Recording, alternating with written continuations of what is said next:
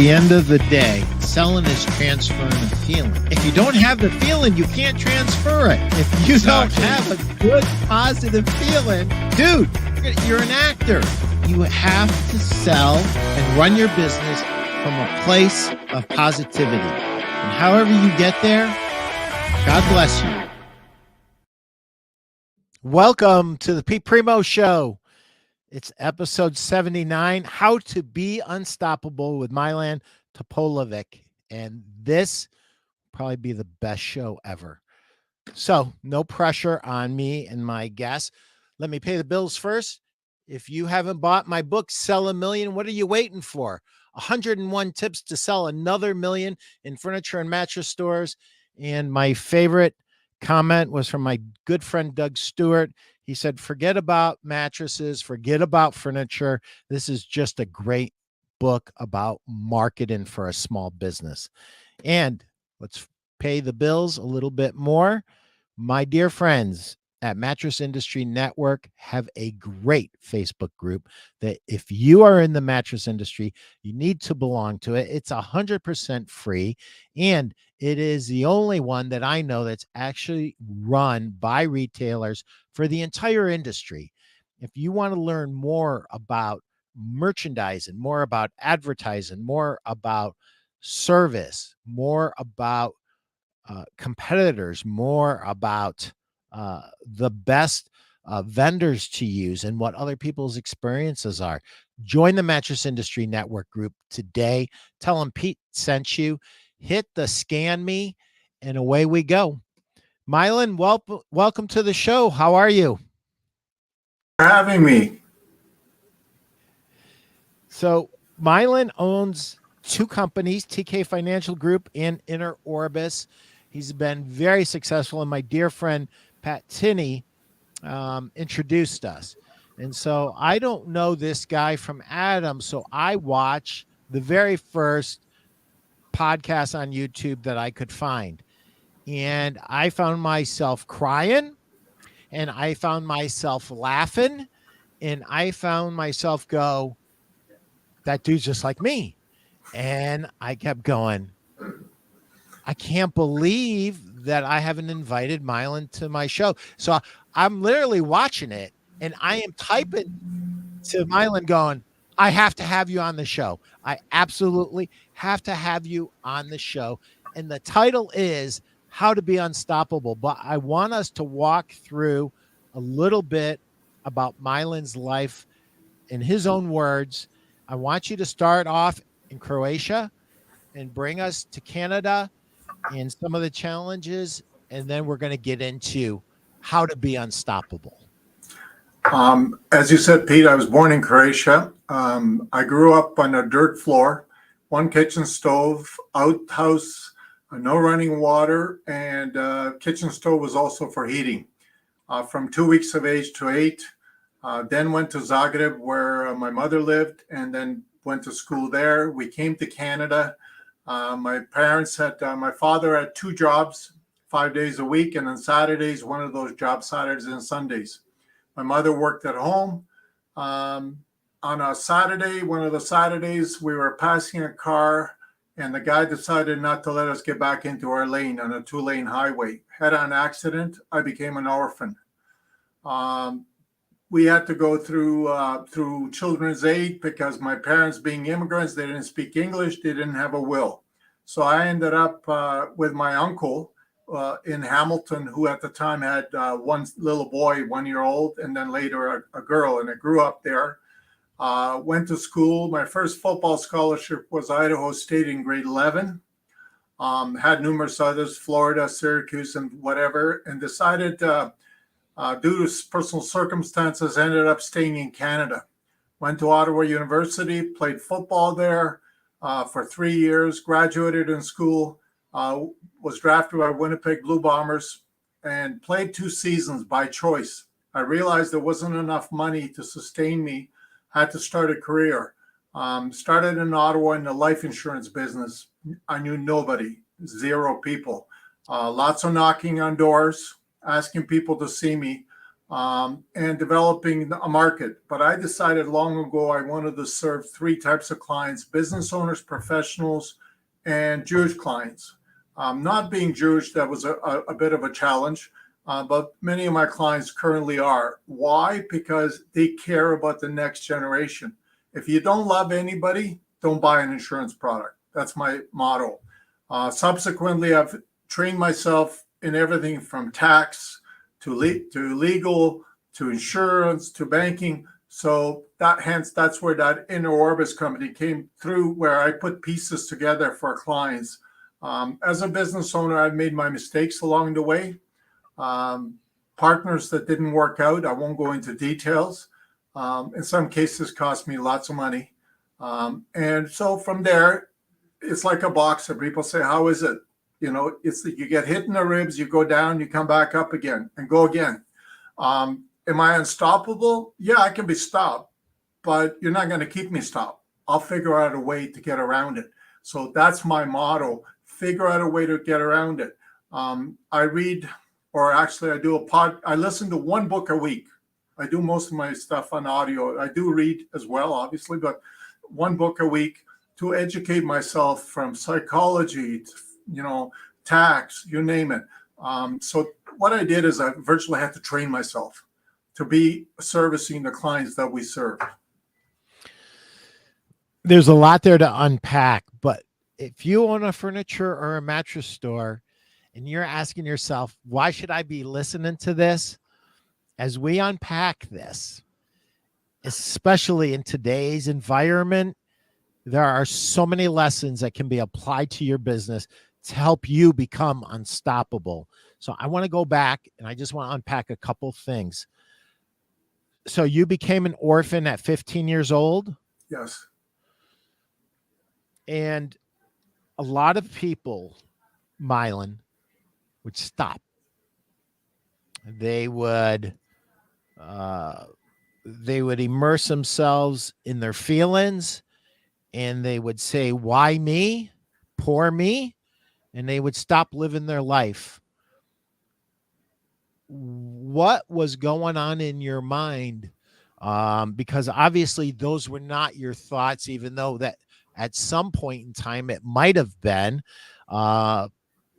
What made your life so successful versus other people? This is a major, listen, I'm going to tell you, I lost my dad when I was 24, and it still hurts. Still hurts. I can't imagine losing both my parents at 15. I can't even wrap my mind around it. So can you go back in time and kind of walk us through how did you make it through that? Yeah, it's a good question, because people, sometimes they'll hear my story, and I've told it to some of my partners in a conference, and the guy says, I cried 3 times. I've never cried that many times on presentation. I wasn't embellishing anything. It's just reality. So what happens is I'm in the back seat. I survive. They pass away. I moved to Hamilton, which is a bigger city, from 3,500 to a big city, 3,500 people. So the saving grace was I was an athlete. So grade 9, there was no psychologist, no physiotherapist, nobody to talk to about anything. So what I did: football, basketball, track, wrestling, and basketball.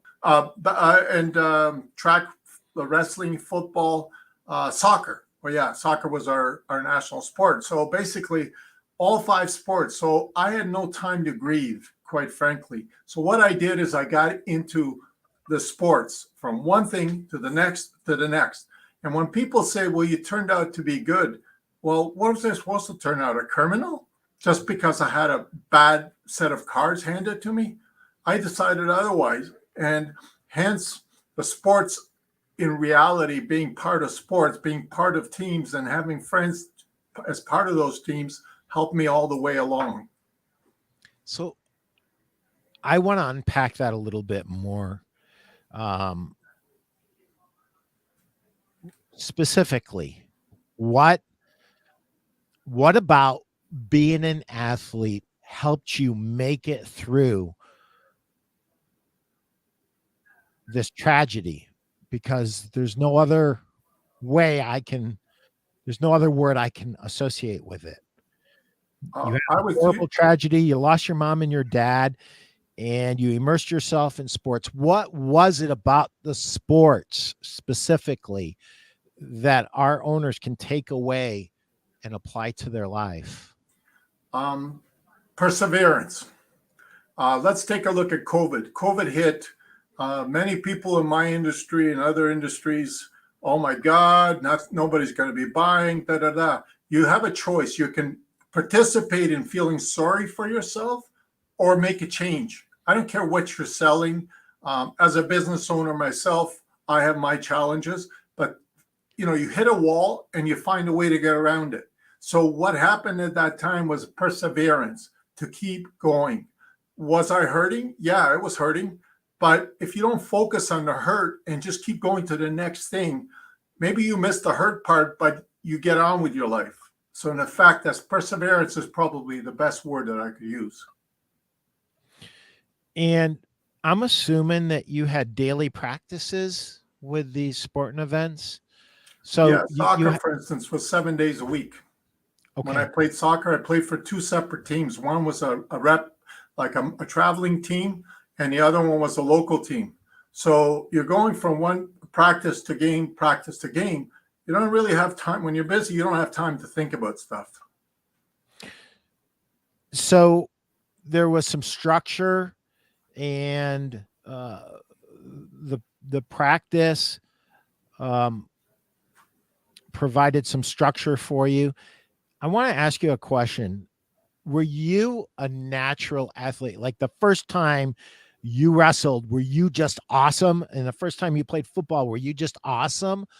Did it come very easily for you, or was it something that you kind of had to work at? Excellent question. I was never awesome when I started. Now, my key is whatever you're doing, just be the best you can. So talk about football. When I came to grade 9, again, lost my parents, moved to a new city. Football, I knew nothing about. I would go in the locker room and watch people put on their girdle, the football with the tail. I would say, okay, don't put it in the front because the other guy got laughed at putting it there. So I didn't know football. I didn't know basketball. The only real sport I knew was track, and because I was a track training with a guy that was in the 68 Olympics when I was in grade 5. We used to finish off with a 15-mile run. So the advantage I had is the work ethic. And I think it's still to this day is what propels me to achieve and keep going. But that was probably that. I would say that would be it. I was not a superstar from the start. And that's why I also coached football for 15 years. I always loved athletes that worked hard and they didn't have to be a superstar. But by the time we were done, we got them to where they felt good about themselves, what they were up to, which has always been my objective. So I want to unpack this a little bit more, and then I want to tell you a little bit about me. So before the work ethic came into play, you did two things that were really, really important. You observed, and then you became aware, or you became aware and you observed. I don't know. I guess you became aware that you may not know how to put this girdle on. So you observed somebody else doing it the right way and the wrong way and chose to do it the right way, so as not to incur the scorn that this poor one fellow obviously got. So I love the work ethic part of it. And I'm going to tell you, I wanted to play football in the worst way. And I started when I was 11 going on 12 before it started in school. The equivalent of Little League football, it's called Pop Warner in the East. I grew up in upstate New York, ended up in Ohio. And I was so fat, Milan, that I could not run. So everybody had to run a lap around the field, but I couldn't run. I waddled and I walked. and it was horrible. And I just remember I really liked playing. I wasn't very good. I don't know how I ended up being a starter, but I was, and maybe we only had enough kids to field one exact team. I don't really remember that part of it, but I remember my mother, um, about 4 or 5 weeks into the season, came up behind me when I started walking and started screaming at me. And the embarrassment from that made me never walk again when I was supposed to be running for my entire life, whether it be football or selling mattresses. Never wanted my mother to come up from behind me and yell at me. Um, and so I had a lot of work to do because I was so beat up after that first season. I realized, Mylan, these kids were they were they were faster than me. They were quicker off the ball than me. They had better technique than me, and they were physically stronger than me. And so I started lifting weights and I started to do various drills. And when I came back the next year, I was really like head and shoulders above everyone else, because how many 11 and 12-year-olds get serious about a sport? Mhm. I got very serious very fast, but it was all about work ethic. I mean, all the way through, whether you talk about my second season of Pop Warner football, or you talk about, um, playing high school football, or I never made it to the pros, and congratulations on making it to the pros. Thank you. That's a heck of an accomplishment. So what position did you play? Well, in high school, I played defensive end and guard. I went both ways. Yeah. So it means I never left the field, including the specialties. In university, when I went to first year Ottawa University, I was a defensive end. When I went pro, I started as a defensive end, but they also had me at offensive guard and tackle. I was 325 and I could bench 440, curl 225, sats of Ooh, 8, and ooh. squat. I did one squat for 850 pounds. I worked really hard at it. So that's, I guess, part of it. As a Canadian those days, you had to play specialty teams. So when NFL cuts would come to Winnipeg, they were tested against me. So if he was an offensive lineman, there would be two bags and a bag in the back standing up as quarterback. And he would have to stop me from getting to the bag. And if he was a defensive lineman, I became an offensive lineman. So I got to play both sides of the equation. And at those days, you play specialty teams. If you can't play specialty teams in the Canadian Football League as a Canadian, typically you will have a hard time unless you're just a total superstar that went to Penn State. Like I have some friends that did that, where they were not one of them was number one draft choice in the Canadian Football League. Went to Penn and University of Connecticut. I coached them in grade 11, so that's the other part about coaching kids. What I loved is the kids that didn't believe in themselves, but when you showed them stuff, and all of a sudden you should see their face light up. I coached 15 years, again, 7-year-olds to 18, 19-year-olds, and then university 1 year. And a lot of fun was seeing a kid that people didn't believe in, and you take him and say, no, you're not cutting this kid. I think he's got talent. He doesn't know the rules, because I was there.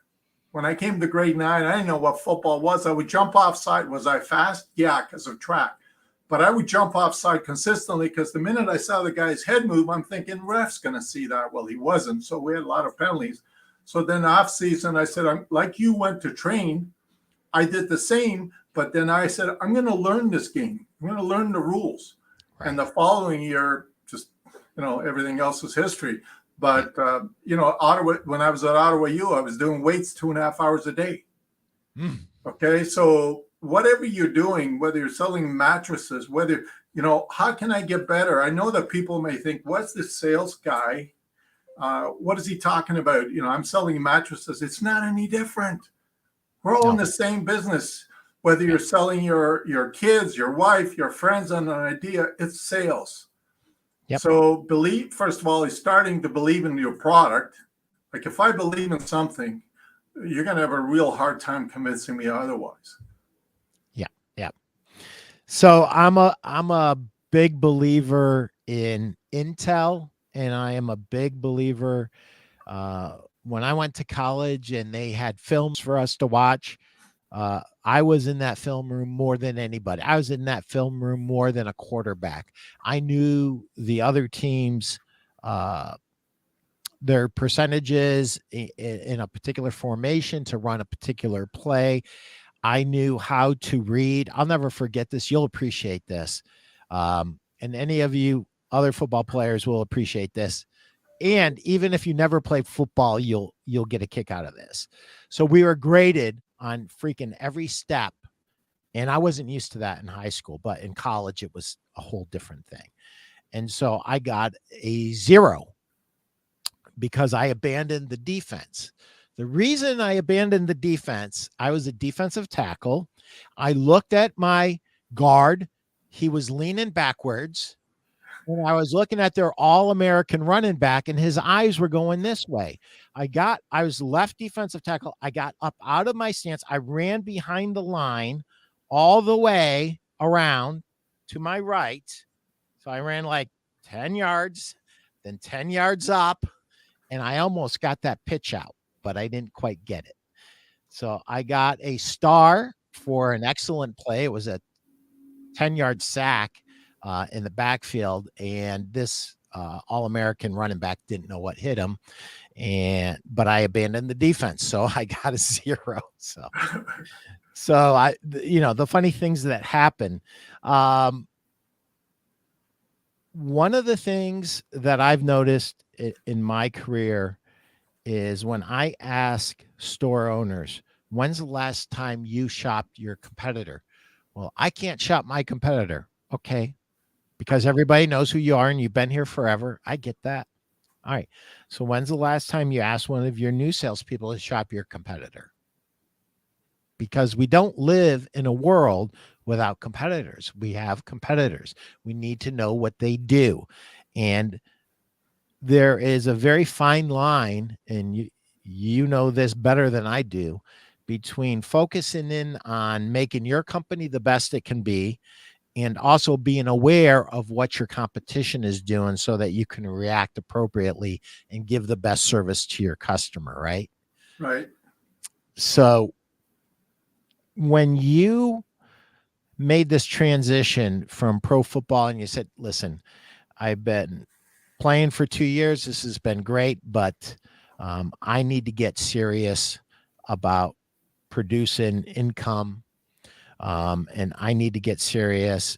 And then did you take those lessons? One of the things that you said was you had a better work ethic than a lot of the other athletes. It wasn't because you were just naturally this unbelievable specimen. You kind of made yourself. I mean, sounds like you were eating weights, like 2.5-hour workouts a day. It's no accident that you got that strong, right? Yeah. At first, I couldn't bench 200 pounds. I could pick up a player and throw him away. But bench pressing was, as you know, it's difficult because you got the balance thing going. Yeah. And so I just kept going to the weight room. And eventually it was like, okay, we do 305, 15 pounds, 10 times, slow, boom, boom, boom. Well, you don't get there from right off the bat, as you know. Right. And that's the difference is, okay, what do you need? What did I need to do? I had to train hard, train smart. And business is not any different than that. That's why there's so much correlation between being in business, being in sales, as to any sport. I don't care what sport you choose. Yeah. There's no doubt that the work ethic that you establish in a sport, I'm going to say it this way. If it doesn't carry over to your professional life, what the F were you doing? Seriously. You were playing a game and you developed nothing. Yeah. I mean, if you don't take that discipline into your life and that perseverance into your life and that dedication to excellence into your life, to me, your athletic career doesn't matter how many trophies you won. It doesn't matter. Nothing about it matters to me. I want to know, is that the same dude or dudette that was a 2-time All-American? Is that the same person? And the answer should be yes. I learned my lessons. I learned how to work. I learned how to discipline myself. I learned how to put others before my own needs. And that is called being a teammate and playing for a team. You know, Milan, I'm sure you did. I can tell you is overrated. Teamwork, is it overrated?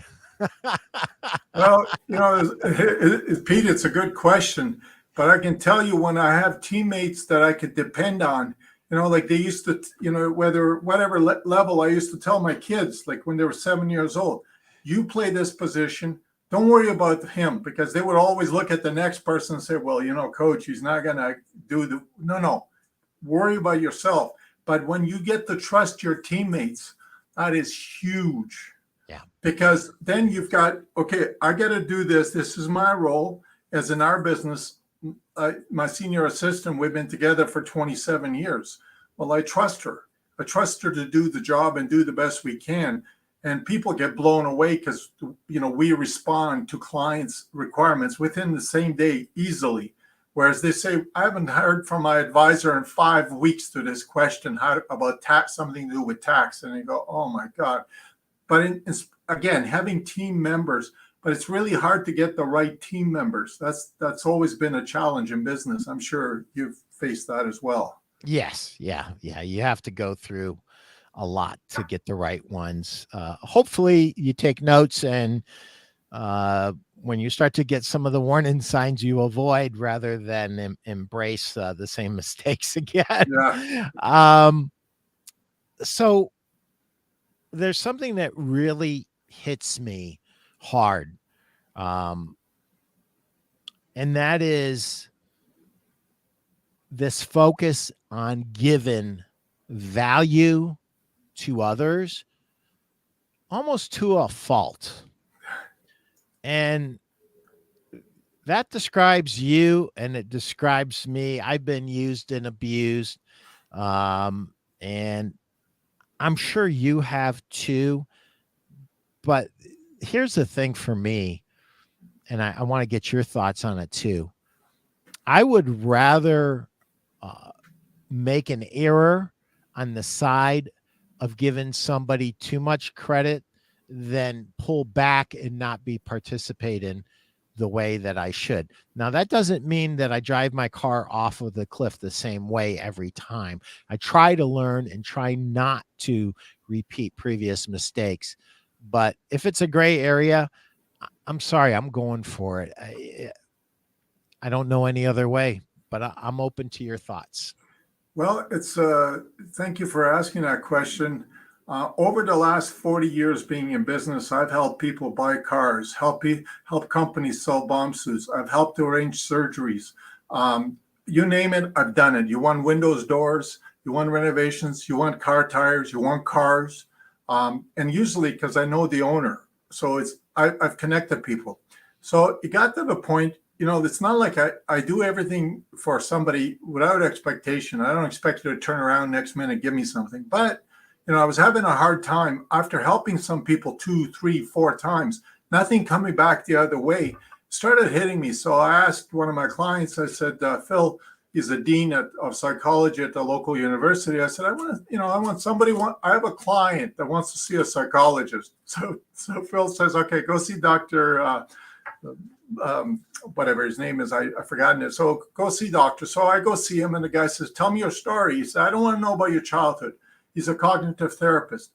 So I tell him, I said, listen, I've helped 1,000 people, and some of them I wish them a happy birthday. They didn't even respond. So, he said to me, Pete, he says, what did you expect? I said, well, just common courtesy. So he goes, listen, I've been in this business for a long time. And he says, this is what happens. When people help people, two things happen. It's either they're going to push off of you because they don't know how to reciprocate, or even attack the person that's helped them. And that was like mind blowing. We only had 2 sessions because that just kind of like, what? Yeah. So what happens is, he says, do you like owing something to somebody? And I said, no, of course not. I hate it. He goes, well, that's exactly what happens. So the key factor is, I will help you. And, over the time you learn that people don't necessarily reciprocate, and that's fine. But the point of it is, I will still do it to this day. I've gotten people jobs I don't even know. Where in Toronto, a friend of mine, Kevin, says, I got this guy, he's blah, blah, blah. I said, okay, Kevin, do you know them? Yes, I do. Would you hire him? Yes, I would. Okay. I got this guy a job with a local company that's also does business in Toronto. I never met him. I met him 5 years later when this company in Ottawa had a little get together, and I went there. He goes, I want to meet you. So the idea is, I'm going to err on the side of helping somebody, even though there's going to be people that are going to hurt you. One thing I said to my kids, I said, don't give somebody 3 chances. That was a mistake I did over and over, thinking, oh, well, it's got to because of this. Oh, well, because of that. No, listen, if somebody does something bad to you the first time around, they're going to do it again. So I've done that before. Now, you know what? I'm open. People that have done will have a conversation and say, okay, here's where I'm coming from. Here's where you're coming from. But that's what I would say, that be careful, because our time is valuable. It's either I give it to you or somebody else, or to myself, do whatever the heck I want to do, or my family. And don't give it away. Yep. That's awesome. Okay, it's halftime. And for those of you who have your book at home, we are on page 53. And it is chapter 33.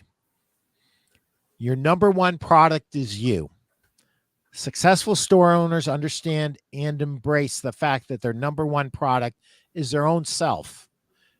Therefore, they invest time and money in making this product the best it can be. In today's business world, there's no room for weak, personality-less, timid marketers. You must understand only the strong survive. Success starts with you, what you focus on, how you think, and what you do on a repeated and consistent basis. The good news is there are plenty of excellent books, courses, and people to help you develop and maximize your personal skills. And my goal with this chapter is to simply remind you of the critical importance of focusing on self-development. When I wrote this book, I was 54. I'm now almost 62.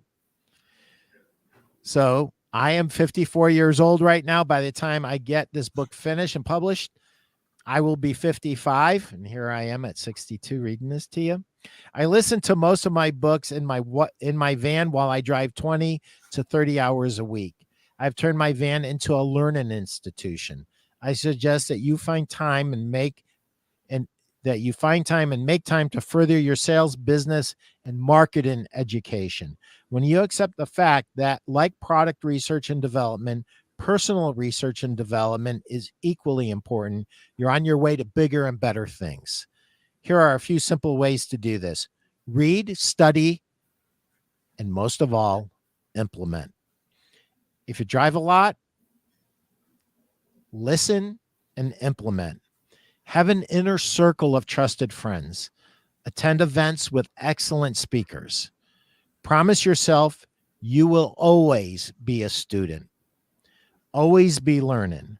Celebrate and enjoy success, but be careful of complacency. What say you, Milan? You got any thoughts? I love this. This was great. I don't care what business you're in. Complacency is death. It is. And it's like some athletes, and we see them in the NFL, NBA, you name it. They like to read their own press. So they forget to work. It's like some guy says, hey, this guy's really good. Oh, I'm really good. I don't really have to hustle as hard anymore. I don't have to go to the gym as much anymore. If you read the story, I listen to books. I have on my cell phone probably 900 books right now.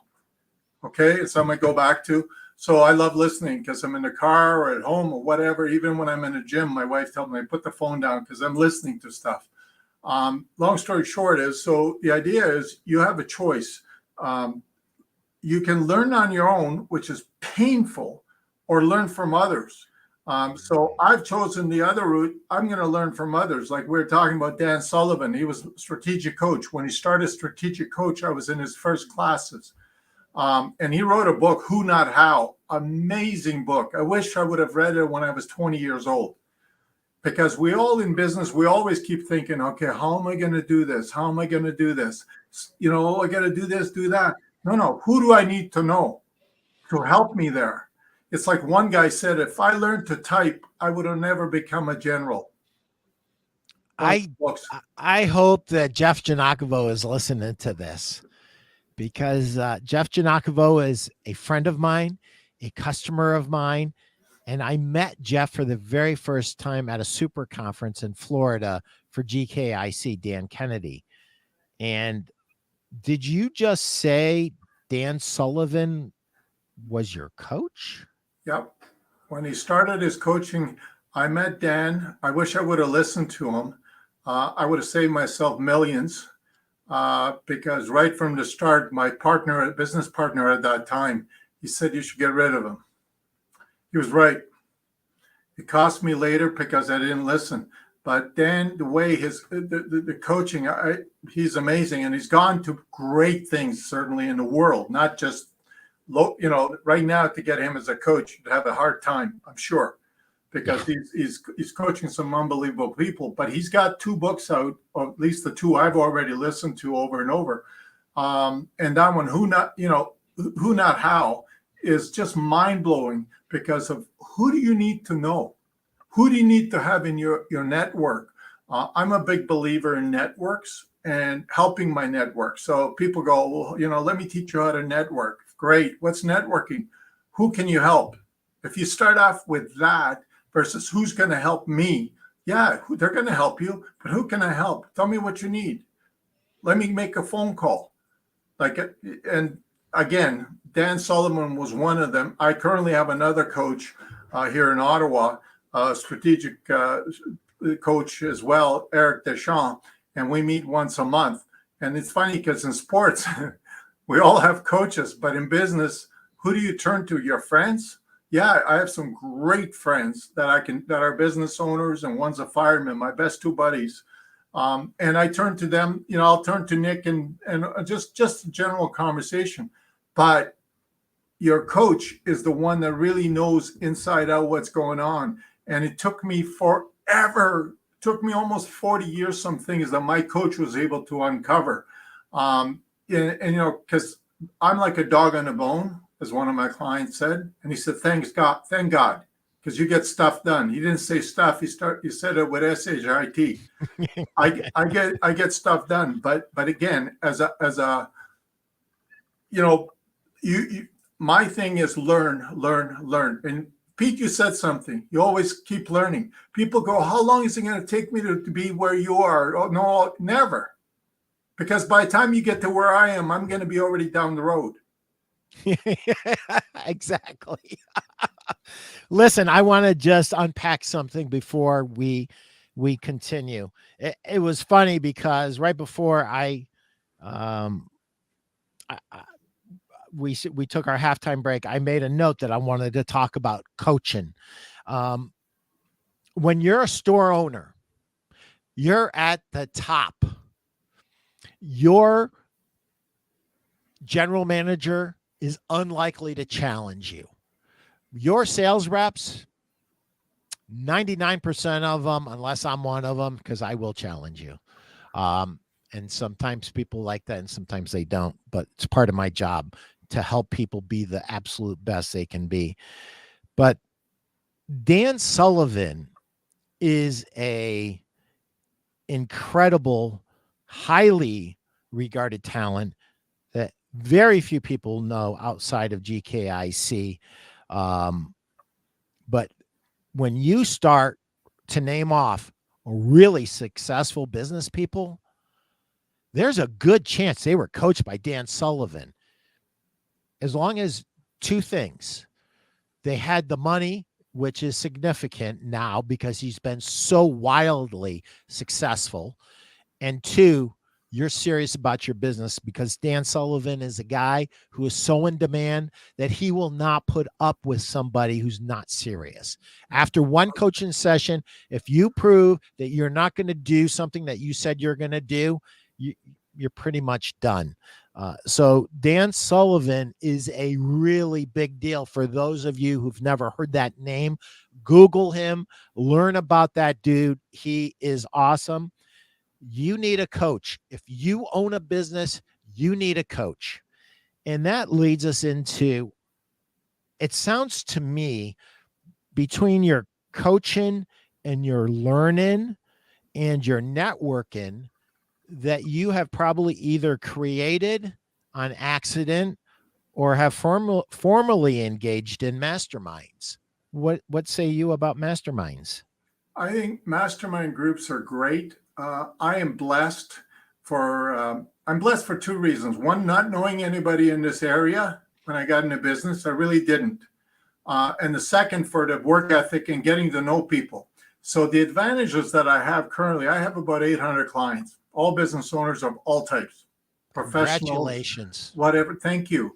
It didn't come easy, but I have the ability to call anybody and I will sit down with them and as some people say, rap with them and say, hey, what do you think? And the problem as a business owner, that's why many business owners either don't have a coach or they don't know who to turn to. It's very lonely being a business owner, very lonely. It is, because you're dealing with some stuff you want to share, other stuff you don't want to share. You wake up at 3 a.m, looking at the ceiling saying, holy crap, this is bothering me.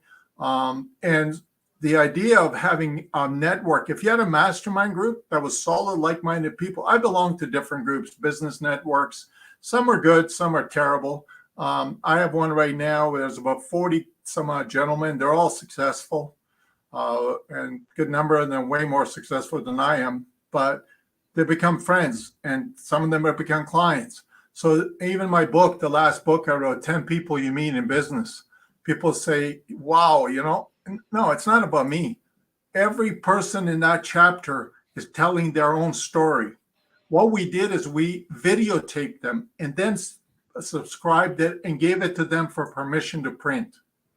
So that book, and I'm not, you can buy the book, you don't have to, it doesn't matter. It's called The 10 People You Meet in Business. You're going to meet some unbelievable people. And they weren't born with a silver spoon. Yeah. So my idea was to write this book, was to create this book for people to pick up. You can pick it up in any chapter chapter of the book, and you'll get a story. So just like this, when people say, why do you do podcasts? Because I want to give back. It's the footprint. Like plant the tree you're never going to sit under. And that's why I'm so passionate about helping people.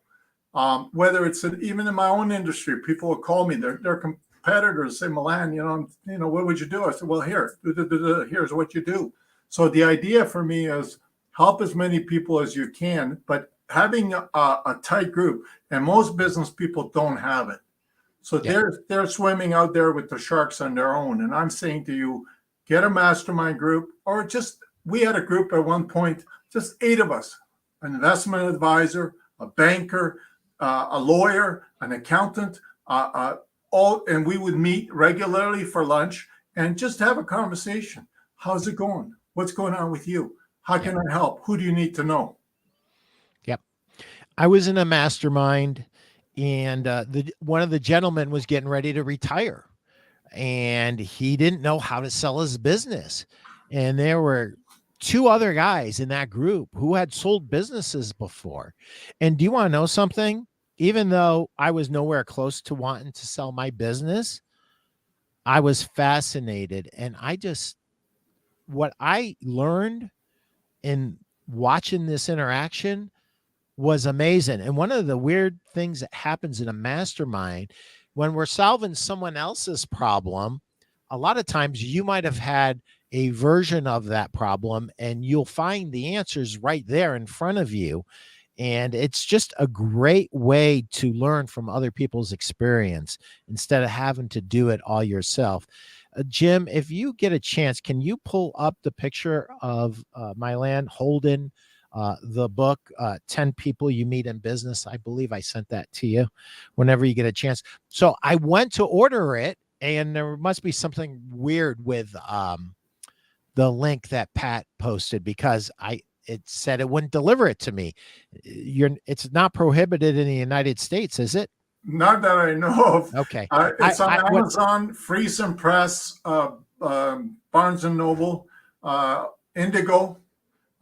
So I know Pat got his copy. He was kind of giving me feedback, because I really appreciate somebody like him saying, "Hey, what do you think, Pat?" You know, Pat's amazing. Well, I will order it later on today, and these projects that end up turning into books become like our children, right? How about this, Pete? Send me your email address. I have the email. Send me all your address, all your coordinates. I'll send you a book. Save you the hassle. Thank you. I appreciate that. So we started off with how to be unstoppable. If anybody is listening now and didn't hear the first 10, 20 minutes, you got to go back, go on YouTube where this video will live forever, or go on your favorite podcast platform. It'll be on there. You will learn how to be unstoppable just by listening to Milan's story and how he reacted to a tragedy. And we've been kind of covering it, but just to succinctly kind of wrap this up, if you were to give 3 to 5 ways to help somebody who is getting sidetracked, listen, if you're in the United States, you could sit here and get all worried because people are talking about a recession. There's a recession. There might be a recession. We won't really know till September. It feels like a recession. I'm just going to say this. When I got into the business in January of 1982, it wasn't until November of 82 that the first recession that I was ever part of was over. So I've never known anything different.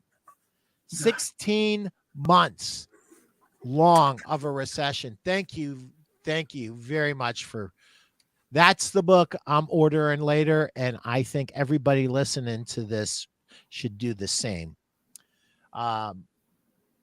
And so I counted them, and there has been a total of 5 recessions since I started in business, and this might make our 6th.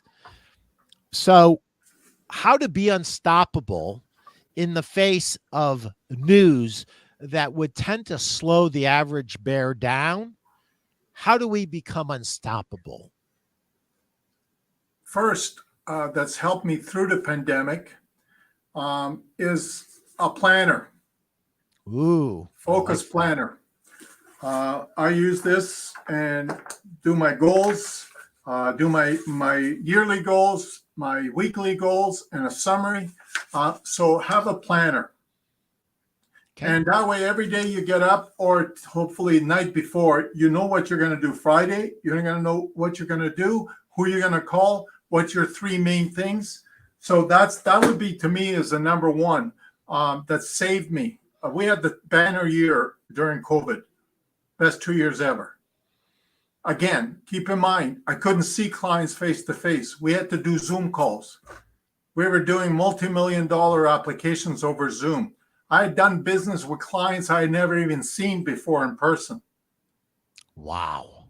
Okay. So we found a way. We found a way to do it. And with insurance companies up here, no nurses were seeing clients, so they couldn't get blood tests. We got arrangements made through insurers to do certain things. So some people sat on their hands and said, okay, this is a 2-week thing. It's going to go away. It didn't go away. So the saving grace was that stay on track, read books and listen to positive material. I've gotten rid of some people in my life that were negative. Why? Because every time the sky's falling, this is happening, that chick, like, give me a break. I already know what the situation is. I don't want to read about, it's choose not to participate in the recession. Find a way to win. Now, the advantage today is if you provide great service, you're going to be that much more noticeable because of the other people are not. So that's another part, is that whatever product you're selling is the service. Building a network. Who do you need to know? Dan Sullivan book. Who do I need to know? My network is very strong, extremely strong. So that's a saving grace. Tell me what you want to do. I'm involved as a team player, clients selling their business during COVID. I helped 2 partners buy each other out during COVID. I helped a lawyer get his office outfitted through another client of mine. Now, did that make me money directly? No, but it made me feel good, made my clients appreciative of what you do. So what else can you do? Involvement, whether in the community. It amazes me how many people that have a business in the community are not involved at all. It's people that buy your product. So that part, I do my LinkedIn. I do posts. Yeah, has it generated me millions of dollars of business? No, but it's provided me an opportunity to give information, provide valuable information. It's not pitching. Look at any of my LinkedIn posts. It's not pitching. Call me for a good time. No, it's here it is. Here's what a business owner should know. Watch out for this. So that's part. Twitter, less. Because there's so much negative garbage that goes on there and you never know what's true, what's not. So what I do when I do post, if you check it lately, especially in the last while, it's all positive stuff. Whether it's mental health, how do I deal with mental health? It's a real problem. Of now stop listening to garbage. Garbage in, garbage out. That's the first time I heard that was from Jeffrey Gitomer. I thought Jeffrey had 2 heads when he said stop listening to the news. I go, how am I going to know what's going on if I don't listen to the news? And then I found out, guess what? There's life after the news, and it's a happier life with lower blood pressure and less hemorrhoids. It's really great. Good point. Patrick Tinney. Pat, I love you. And I love the fact that you put me and Milan together. I've had so much fun this last hour. Patrick Tinney said, find a way to win. There's no correct way to win. Do it. Jim, can you pull that other one? I got my copy of Milan's book today. Book. Pete, you can buy it on Amazon USA. Well, my friend's going to give me one, and I'm going to buy one too, and I'm going to give one away to a friend after I get done with it, because that's the way I roll. You just gave us so many things to do. Find a way, read books. This one is huge. Shed people who are negative. I'm going to tell you something. And store owners, it could be a negative person that you have put up with for far too long. And when you get rid of him or her, you're going to find that you're going to have so much more fun in your business, and you having fun in your business translates to a feeling when people walk into your store that this is a great place to shop. This is a great place to be. There's a feeling inside of a building, and either that feeling is positive or it's negative. And then there's all different kinds of positive and negative. When you get rid of negative people, you create a better environment for your people, for your customers to shop and to eventually buy.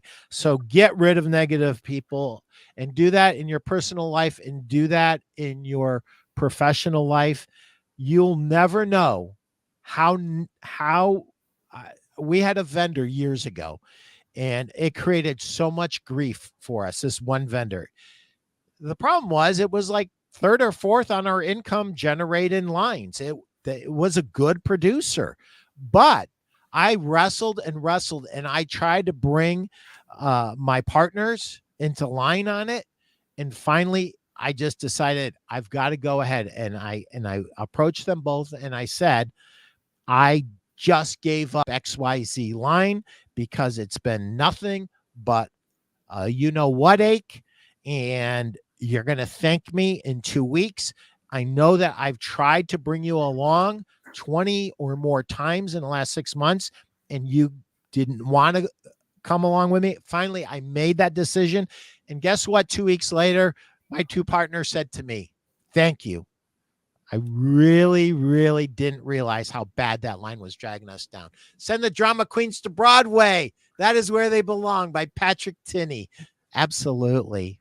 Here's what I did with a guy that I have had as a friend for a long time. Every time I would call him, I would just call him, how you doing? And he would say to me, oh, this is happening, that's happening. I finally started asking him, is there anything positive going on in your life? And this went on a few times. I haven't heard from him in months. Yeah. You know, that is great advice. Shed people who are negative, just like you shed a blocker to go make a tackle on a running back. Provide great service and build a network. I love that so much. When everything that we say and do focuses in on making our customers better, more profitable, do more volume, reduce liabilities on the back end of their business, specifically in furniture and mattresses. Your warehouse can kill you. You could have theft in your warehouse. You could just have poor delivery service and not be audited in that, not realizing that your warehouse people and your delivery people are slowly killing your business.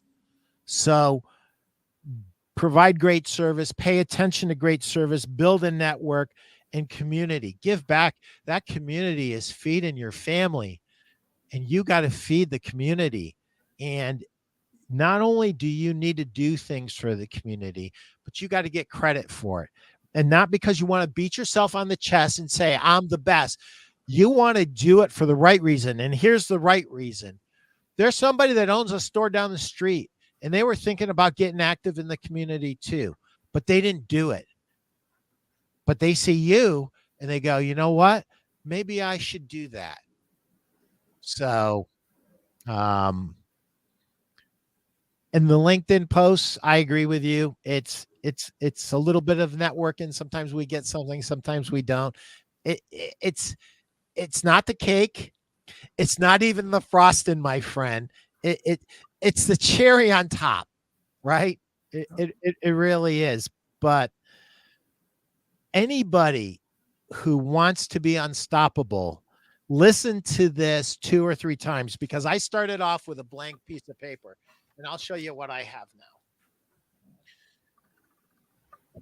I have about 20 or 30 things here. You're going to have to prioritize these for your own business, for your own self. And I don't care if you own a store or you're a sales rep or you're an RSA who wants to sell more. There is so much in this last hour that Milan has so graciously given us, and started off with a tragedy and ended up with a super successful business that's really, if you want to sum it up very quickly and easily, it's called being a giver. Yeah. He gives of himself, he gives of his heart, he gives of his time. Give more to your customers, and guess what? Those 5-star online reviews that you need, those will happen. Those testimonials that you need, those will happen. And those referrals that we all need, those will happen. How do you guys think that he went from 0 clients to 800 clients? He did it one client at a time, over serving that client so well and caring about that client deeply, so that they referred customers to him. They gave him great testimonials to help build his business. And with that, I just want you to have the last word, because we're bucking up on an hour that went fast. I could go for a whole nother hour, but Jim's gonna give me the boot here if I don't wrap this up. Well, I'll finish off to say that listen, being unstoppable doesn't mean you don't get stopped. Running back gets stopped going through the line. How many times do you see that a running back spin out and all of a sudden he's gone 40 yards down the field and scored a touchdown? Why? He didn't stop. He was stopped. It looked like he was stopped, but he wasn't. His feet kept moving. He kept onto the ball, found a hole, went down the field, and got to 6. If you guys want to connect with Milan, go to LinkedIn, and he's on there all the time, because 90% of our communication up till now was, maybe 100%, was on LinkedIn, other than an email here or there. But look him up and take advantage of this man's wisdom. You want to talk about a self-made guy? Here's a self-made guy, and he'll be the first to tell you that he didn't do it all by himself, that he had a lot of help along the way. But that's the way all great achievers talk. And that's I want to thank you so much for taking the time to give to our audience today. And I hope that somebody reaches out and connects with you. And Patrick, thank you so much for connecting us. Thanks, Pat. Have a great day. Thank you. Thank you. Have a great day. Okay.